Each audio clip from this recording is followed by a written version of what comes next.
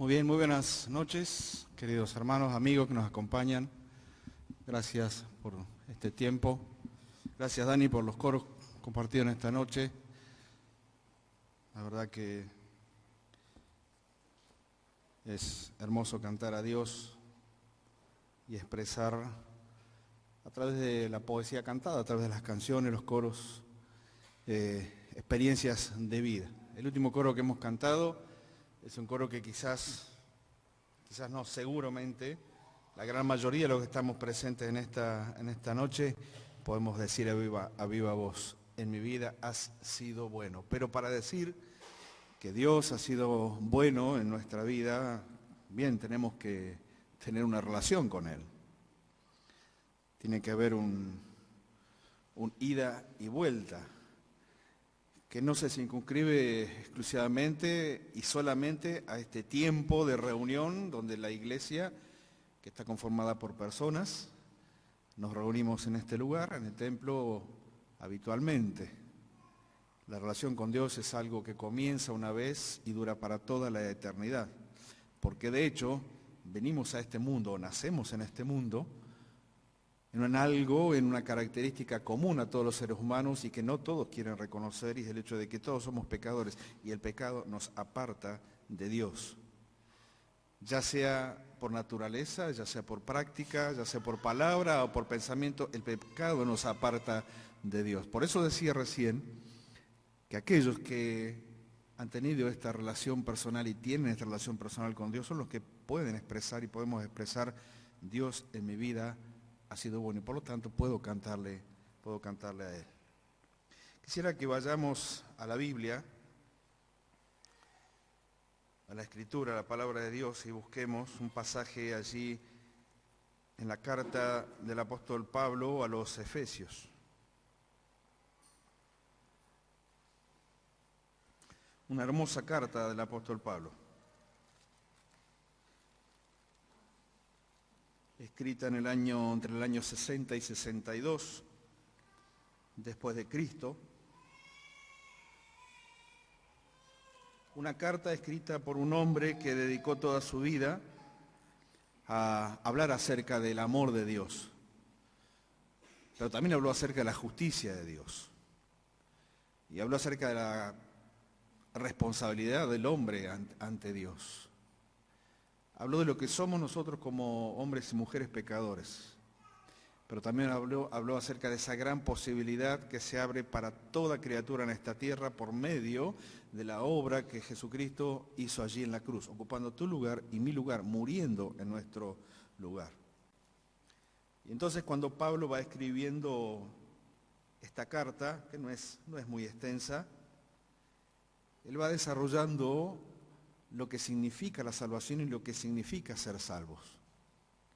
Y hay algo que llama la atención en esta carta, es que a medida que vamos leyendo, él va no jugando, sino que va conjugando los tiempos verbales como algo importante para mostrar lo que éramos y lo que somos, o lo que somos y lo que podemos ser, si es que todavía no tenés una relación personal con Dios. En la carta a los Efesios, en el capítulo 2, Pablo contempla, mira la iglesia, como si viera la iglesia hoy aquí reunida, de la misma manera. Y entonces, desde la cárcel en donde él estaba escribiendo, él escribe estas palabras. Y quizás estaba recordando y rememorando todo el tiempo que pasó trabajando allí en la ciudad de Éfeso, y la forma en que trabajó para que las personas conozcan a Cristo como Salvador, y la forma en que trabajó para que la iglesia crezca, y entonces escribe estas palabras. Y va a ciertas cuestiones y a ciertos puntos que son importantes para ellos y que creo que son importantes para nosotros y para todas las personas que puedan leer o escuchar estos pasajes. Y entonces en el capítulo 2 le comienza a decir a aquellos que forman parte de la iglesia que hay algo que los caracteriza a todos y a cada uno de ellos, y es que son salvos, tienen salvación. No la consiguieron por sus medios, no la consiguieron por su esfuerzo, no la consiguieron por sus méritos, sino que la salvación que ellos tienen hoy, que los posiciona dentro del ámbito de la iglesia, es algo que les fue dado y que les fue entregado, es algo que les fue dado como un don inmerecido. Hablábamos de esto hoy en la clase de escuela dominical. Osvaldo nos compartía acerca del significado de la gracia. ¿Recuerdan los que estuvieron hoy, no? ¿Sí? Carta de Pablo a los... Primera carta a los Corintios. Y Osvaldo nos compartía esta mañana lo que significaba verdaderamente esta gracia recibida por parte de Dios. Y entonces, Pablo, escribiendo, dice lo siguiente, capítulo 2, versículo 1. Y Él os dio vida a vosotros.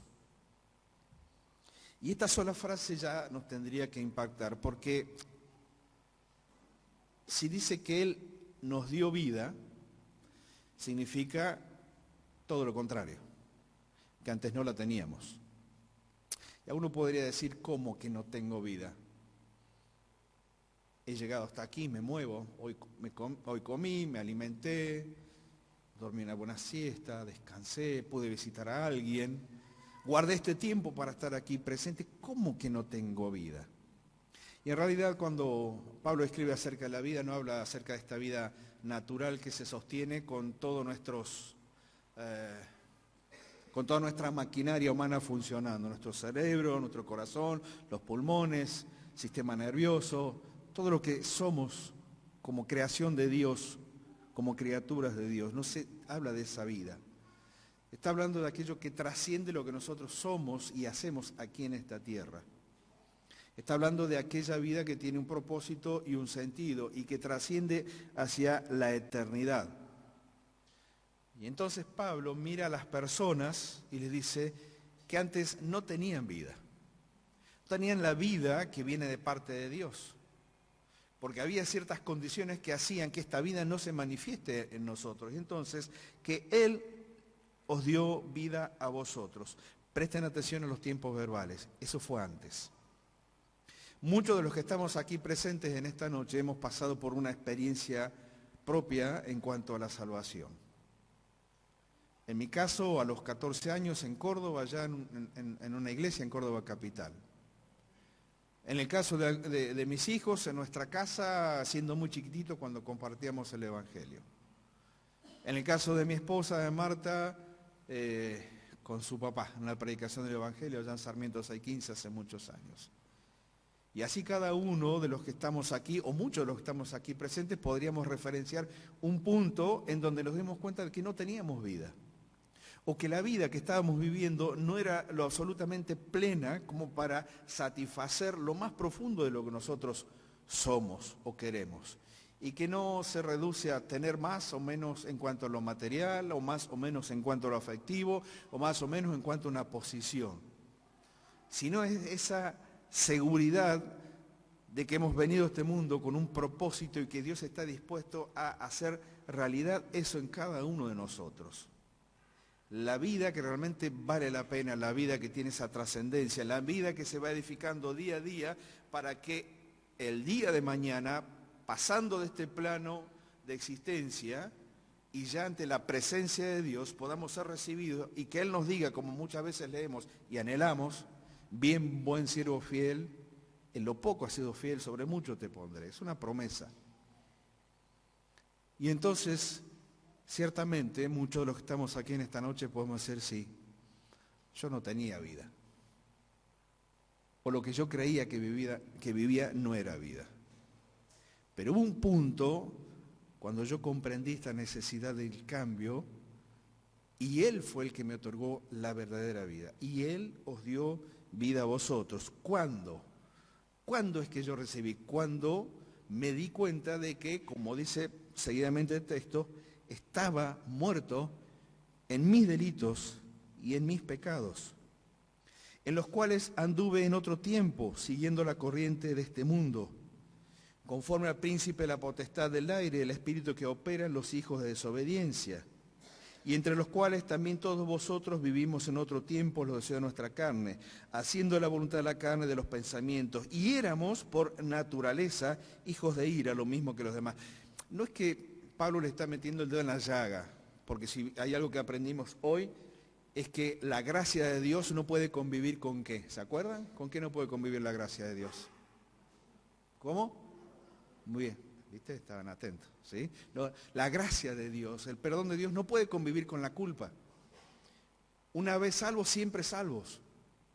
Y todo lo que tenía que ver con mi vida pasada quedó en el olvido, para Dios en primer lugar, pero también tiene que quedar en el olvido para mí. Pero cuando el apóstol Pablo va a este pasaje y va dando las razones por las cuales hemos sido salvos y hemos obtenido esta salvación que nos dio, no lo hace para hacernos sentir mal, sino para apreciar mucho más la salvación que hemos obtenido. Porque ya de entrada, en la primera declaración, leemos que no la conseguimos nosotros, que no la hicimos nosotros, que no fue una cuestión de religión, que no fue una cuestión de creencia, que no fue una cuestión de crianza. La salvación tiene que ver con que Dios miró mi condición, vio mi necesidad y actuó en consecuencia. Y la mejor consecuencia de su actuación, ¿cuál es? Que yo sea salvo, que tú seas salvo, que puedas ser salvo en esta noche.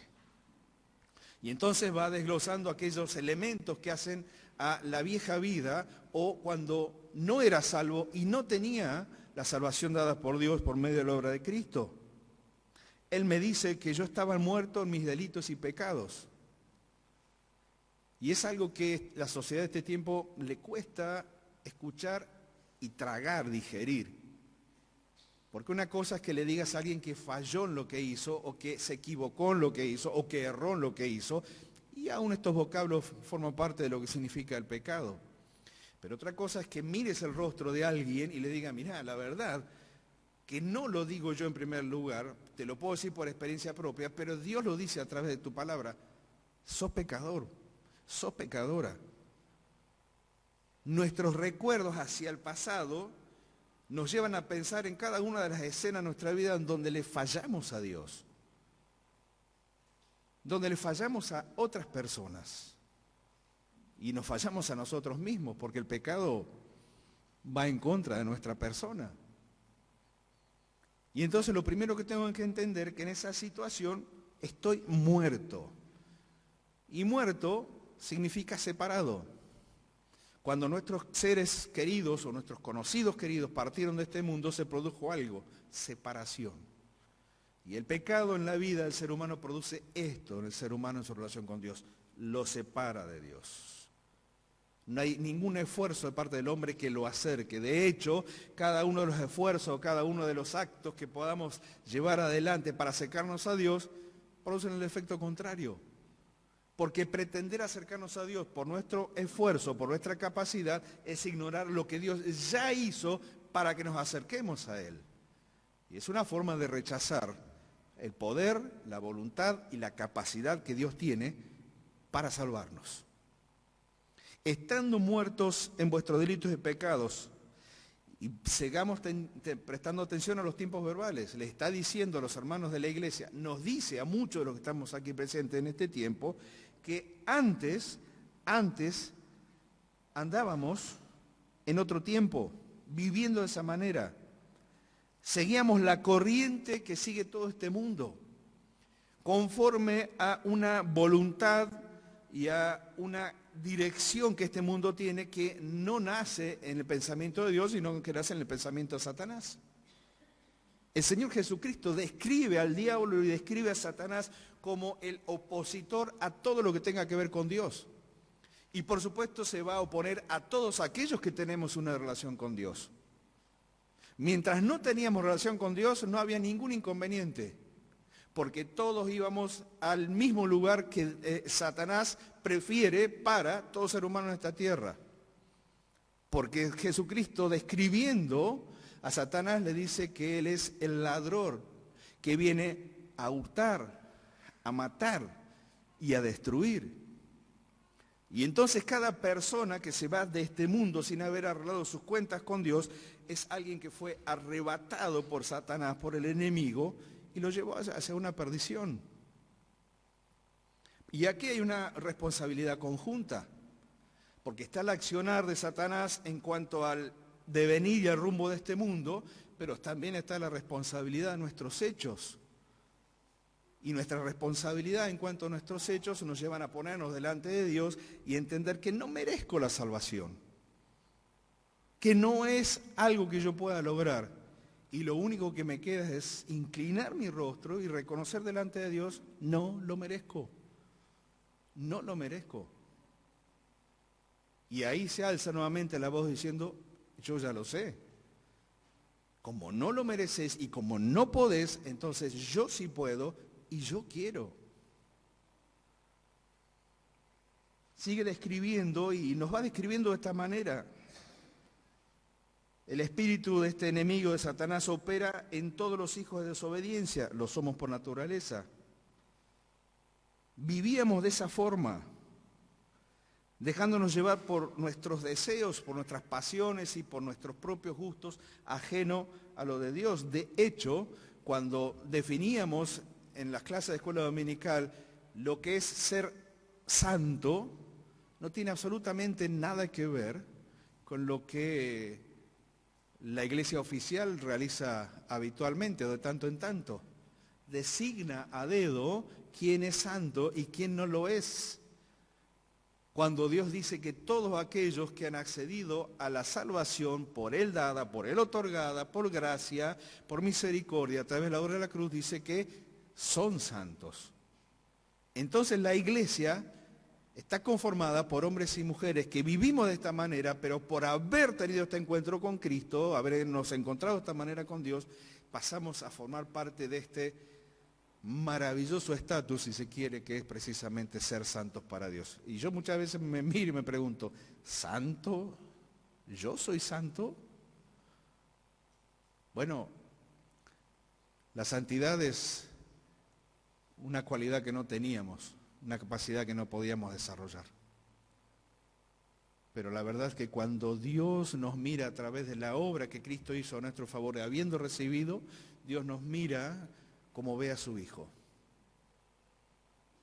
Y a la vez nos da de su Espíritu para capacitarnos y vivir santamente en este mundo y marcar la diferencia, hacer la diferencia. No soy perfecto, no lo somos. Pero la verdad es que Dios sí nos ha dado la posibilidad y las herramientas para ser santos en este mundo. Y dice algo más. Hacíamos la voluntad de la carne y de los pensamientos y éramos por naturaleza hijos de ira, lo mismo que lo demás, es decir, hijos en este mundo expuestos a la ira de Dios, a la condenación de Dios. Y el versículo 4 es clave en esto, porque introduce esta pequeña palabra de 4 letras, que es el pero. Todo aquello que describimos antes es la condición normal de todo ser humano en esta tierra. Pero no ser por la intromisión, no sé si es la mejor palabra, de parte de Dios a nuestra existencia, hubiésemos seguido siendo de esa manera. Y entonces dice, pero Dios, que es rico en misericordia, por su gran amor con que nos amó, y aún estando nosotros muertos en pecados, nos dio vida juntamente con Cristo. Y entonces dice, por gracia sois salvos. Y juntamente con Él nos resucitó y asimismo nos hizo sentar en los lugares celestiales con Cristo Jesús, para mostrar en los siglos venideros las abundantes riquezas de su gracia en su bondad, para con nosotros en Cristo Jesús. Y entonces aquí Pablo introduce esto que es revolucionario. Porque la verdad, si queremos ver que la vida de una persona cambie, tendremos que hablarle acerca de que es un pecador y que es Dios el que está interesado en él y que es Dios el que se acerca a él y que es Dios el que ofrece la salvación y que es Dios el que ofreció lo necesario.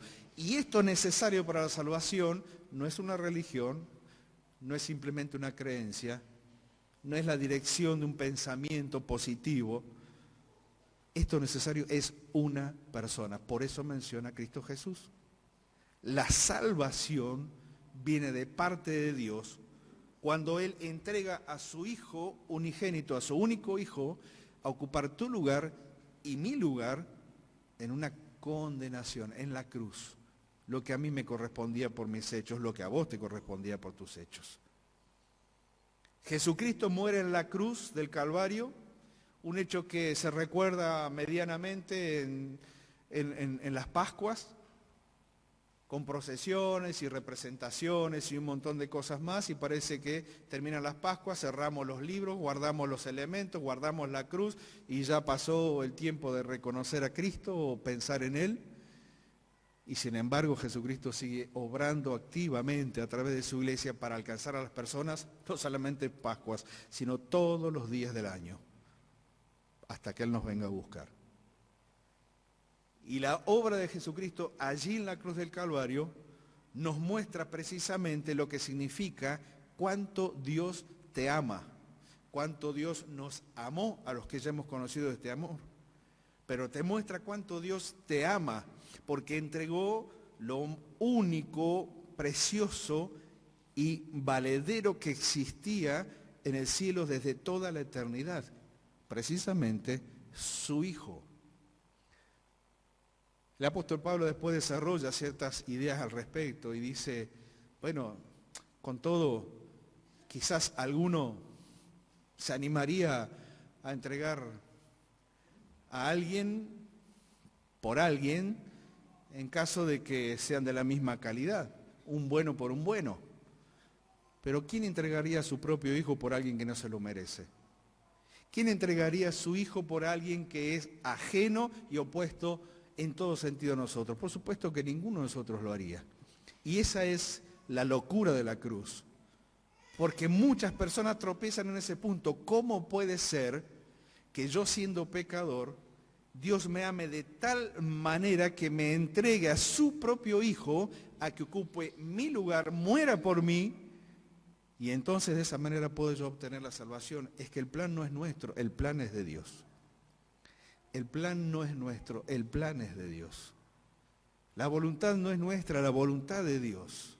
Y el desarrollo de esa voluntad se vio claramente expresada en aquel Jesús clavado en una cruz entre el cielo y la tierra, y siendo la única opción de salvación para todo aquel que quiera creer, porque ahí está. Es una decisión personal.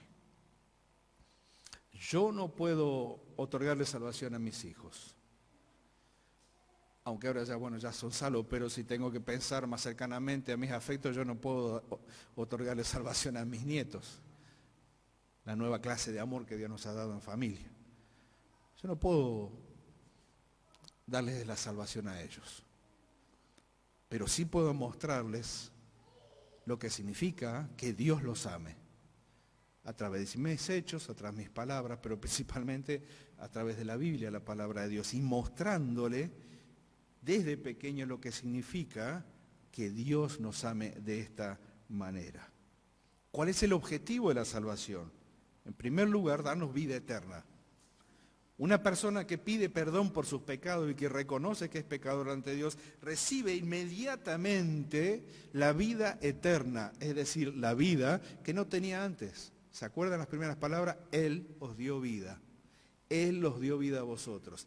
Esa vida no solamente es eterna en cuanto a extensión en el tiempo y aún pasando más allá de nuestra existencia aquí en la tierra, sino que es una vida eterna que se puede vivir y disfrutar hoy.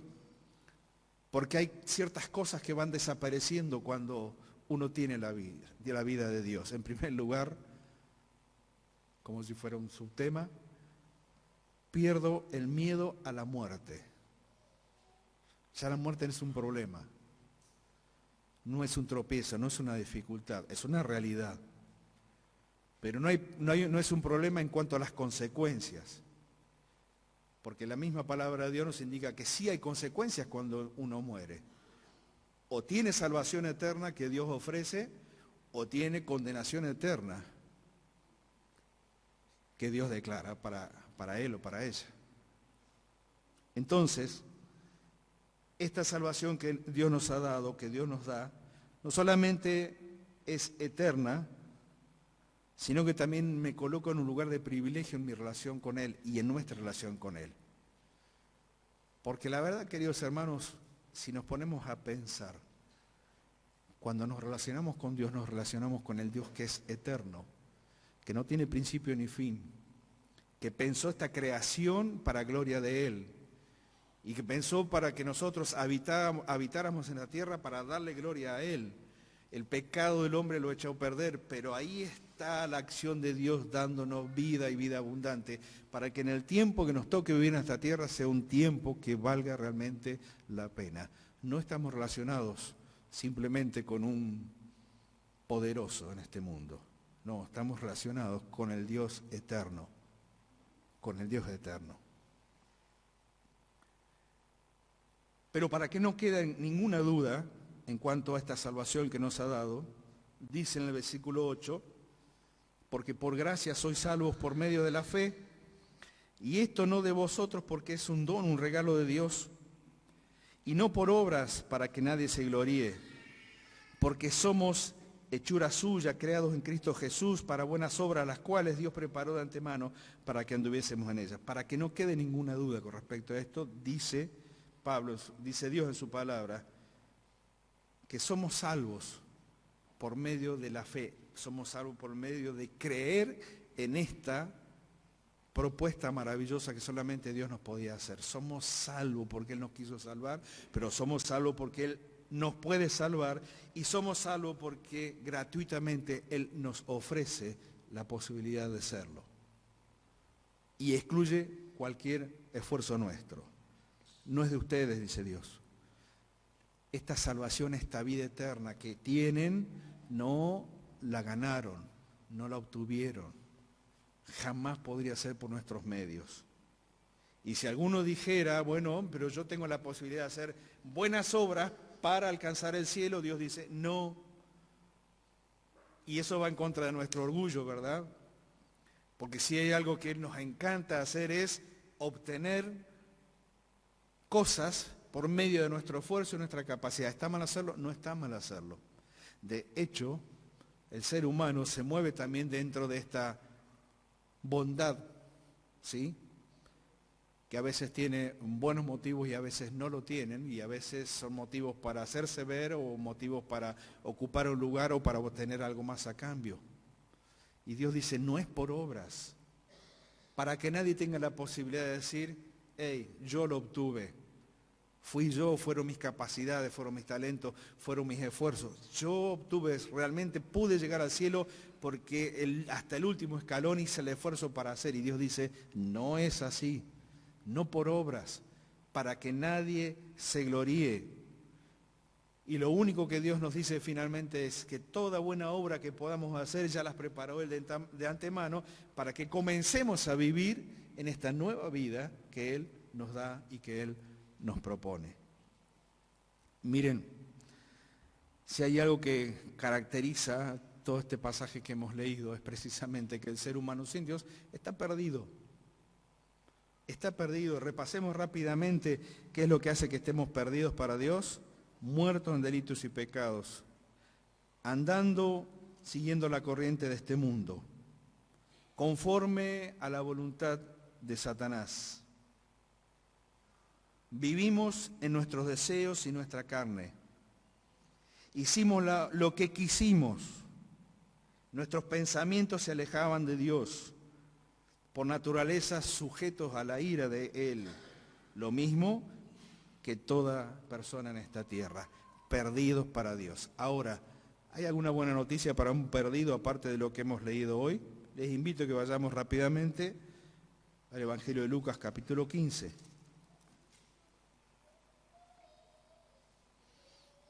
Si hay alguien que habló de esto 60 o 60 y casi entre 60 y 65 años antes de que Pablo lo diga, fue Jesús.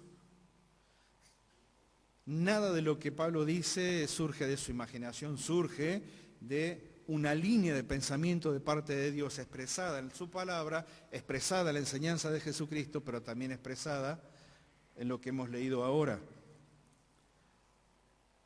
Y entonces Jesucristo en esta instancia, en este punto de su experiencia, de su vida aquí en la tierra, comparte una de las enseñanzas más claras en cuanto a lo que significa estar perdido y ser recuperado por Dios y para Dios.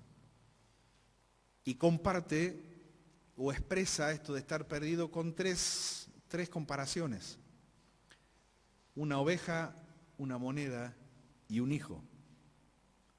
Y entonces, en esas tres comparaciones, nos coloca a nosotros en ese estado, porque en otro tiempo, perdidos para Dios, nosotros éramos como una oveja, una moneda o un hijo perdido. Y dice en el versículo, capítulo 15, versículo 3, entonces Jesús les refirió esta parábola diciendo, ¿qué hombre de vosotros, teniendo 100 ovejas y pierde una de ellas, no deja las 99 en el desierto y ve tras la que se perdió hasta encontrarla? Y cuando la encuentra, la pone sobre sus hombros gozoso, y al llegar a casa, reúne a sus amigos y vecinos y les dice, miren, gócense y alégrense conmigo, porque encontré mi oveja que se había perdido. Y les digo que así habrá más gozo en el cielo por un pecador que se arrepiente que por 99 justos que no necesitan de arrepentimiento. La salvación es por gracia, no por esfuerzo. Y entonces el Señor Jesucristo nos contempla a cada uno de nosotros y dice, sos igual que una oveja perdida. ¿No podría haber elegido un animal más elegante? ¿Sí? No, porque en definitiva la oveja nos representa a cada uno de nosotros. En su torpeza, en su necesidad de ser guiados, su necesidad de ser cuidados, alimentados, protegidos, guardados, llevados a, como dice el Salmo 23, en lugares de delicados pastos, llevados a lo mejor que Dios nos puede ofrecer. Nos compara con una oveja porque en realidad eso somos. Necesitamos a aquel pastor que mire nuestra condición y nos lleve hacia lo mejor. Pero la historia que cuenta aquí el Señor Jesucristo nos habla de aquel pastor que tiene un redil de 100 y se le pierde una. En la cuenta final se podía haber quedado con los 99, total. Esa una que se perdió puede formar parte del porcentaje que se pierde por causa de los animales que atacan, las enfermedades que los llevan a la muerte, y sin embargo para él esa sola que se perdió era muy importante. Y no se quedó de brazos cruzados, la fue a buscar. Y cuando la encontró, la llevó otra vez a redil y le dijo a sus amigos, miren, lo que se había perdido lo encontré. Y entonces les hace la comparación. De la misma manera, el mismo gozo, la misma felicidad que tienen esos amigos con ese pastor que encontró su oveja, es lo que ocurre en el cielo. Es lo que ocurre en el cielo.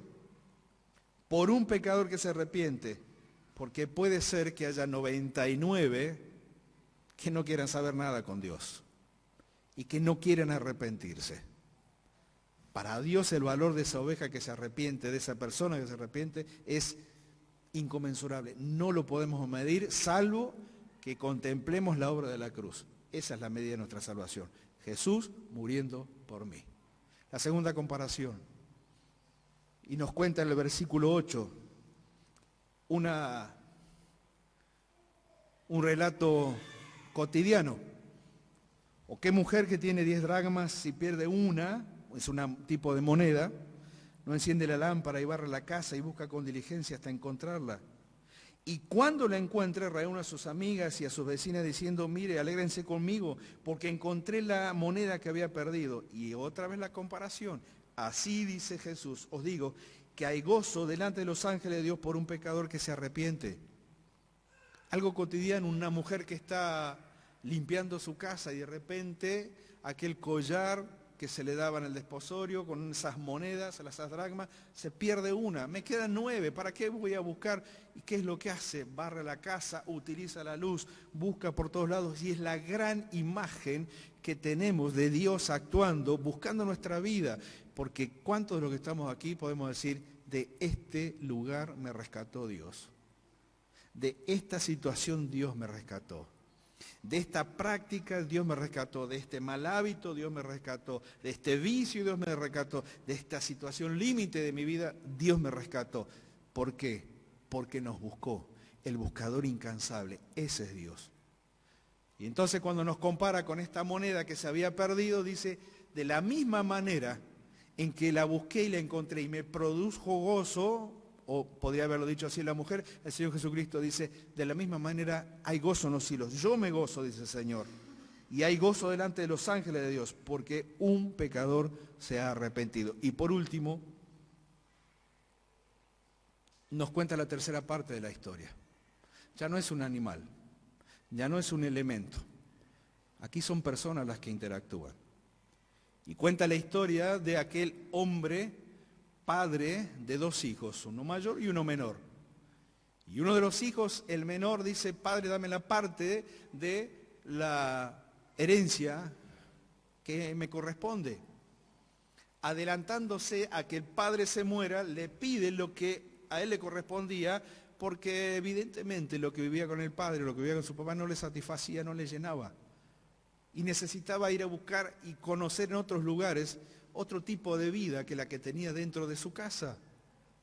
Y el padre accede y le da lo que el hijo le pide.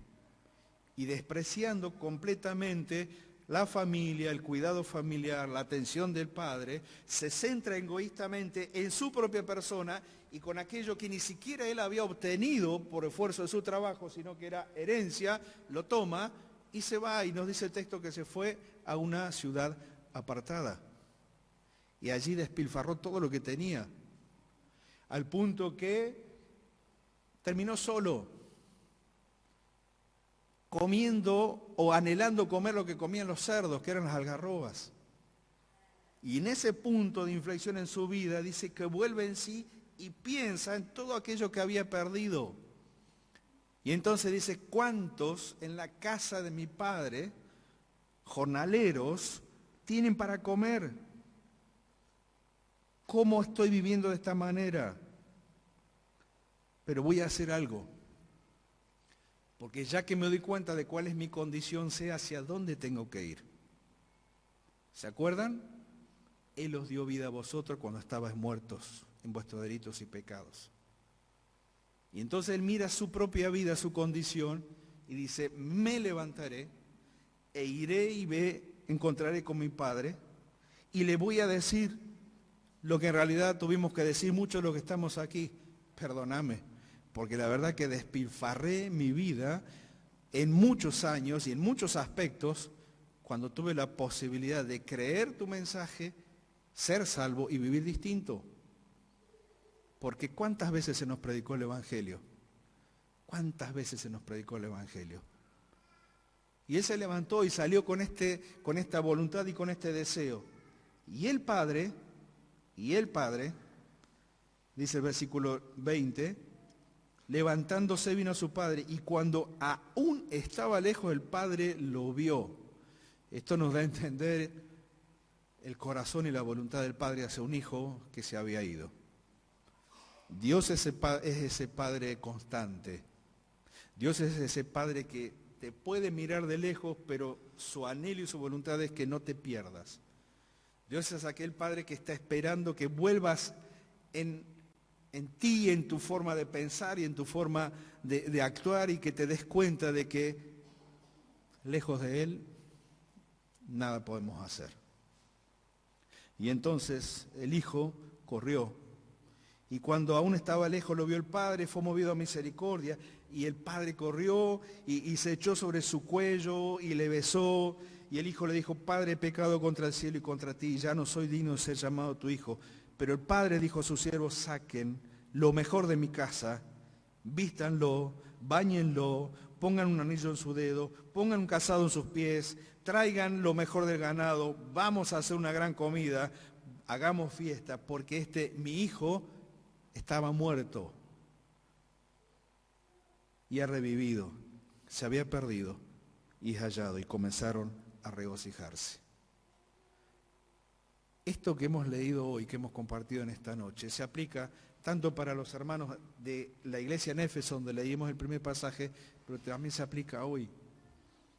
Ninguno de los que estamos acá podemos decir que hemos sido salvos por lo que hicimos, ni por nuestra capacidad. Hemos sido salvos porque Dios así lo quiso y porque actuó en consecuencia. ¿Cuál fue ese acto? El único gran acto irrepetible: entregó a su Hijo en la cruz para que ya no vivamos lejos de Dios, sino que pidiendo perdón por nuestros pecados, accedamos hasta esta vida, que es la vida eterna. ¿Con qué te sentís identificado? con la oveja, necesitado de dirección, o con la moneda que necesita que la busquen, o te sentís identificado con el hijo, que se fue a vivir su vida y se dio cuenta de que le iba muy mal y necesitaba volver al Padre, porque sabía que el Padre lo estaba esperando, porque Dios es un Padre que espera, siempre. Si en esta noche has comprendido lo que significa formar parte de la iglesia de Dios, es decir, ex hombres y mujeres pecadores, y hombres y mujeres pecadores salvados y perdonados por Cristo, si has comprendido que tu vida sin Dios no tiene valor, sino que está perdida, si te has comparado con la oveja, con la moneda o con el hijo y te has sentido identificado con uno de ellos, el próximo paso quizás sea el paso más difícil de tu vida, el más difícil, te lo puedo asegurar, porque es el paso en donde uno voluntariamente delante de Dios reconoce que es pecador, que necesita perdón, que no lo vas a obtener por vos mismo y que Dios te lo está ofreciendo en esta noche una vez más, para que seas la oveja encontrada, la moneda rescatada y el hijo que ya no está perdido, porque volvió al Padre, quien siempre lo estuvo esperando. Y entonces, en esta noche podés formar parte de aquellos que decimos, en otro tiempo yo no tenía vida, estaba perdido, pero ahora sí la tengo. Ahora sí la tengo, porque pedí perdón por mis pecados y Cristo en mi corazón me hace un hijo, una hija de Dios para siempre. Te invito en el lugar donde estás en esta noche, que puedas inclinar tu rostro un ratito, aquí, en esta hora. Y en el lugar donde estás puedas decirle simplemente a Dios, Señor, gracias por amarme, gracias por buscarme, gracias por seguirme, gracias por encontrarme, pero gracias por querer salvarme. Te pido perdón por mis pecados, recíbeme, porque yo quiero recibirte en mi corazón.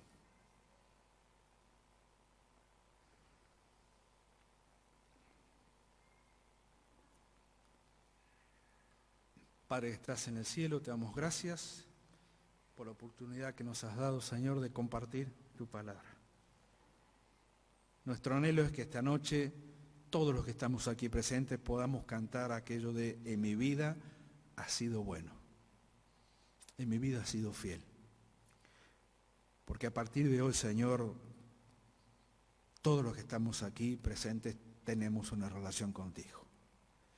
No la obtuvimos nosotros, no la conseguimos nosotros, nos fue dada por tu obra allí en la cruz y te agradecemos porque aún sigue vigente en esta hora para todo aquel que quiera creer. Oramos por aquellos que han escuchado tu palabra en esta noche y pedimos tu bendición al regresar a casa. En nombre de Cristo Jesús, amén. Muchas gracias, que Dios les bendiga.